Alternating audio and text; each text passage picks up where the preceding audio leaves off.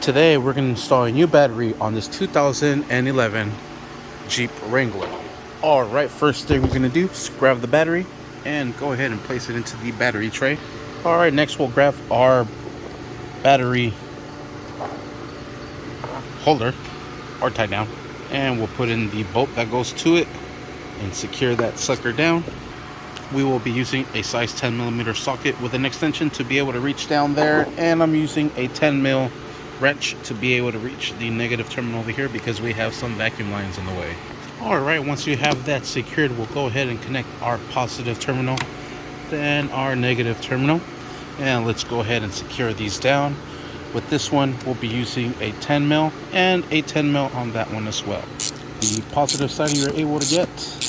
The negative side is a little bit trickier because, like I said, you have those vacuum lines in the way. I mean, I'm sure you could work underneath it, but it's alright.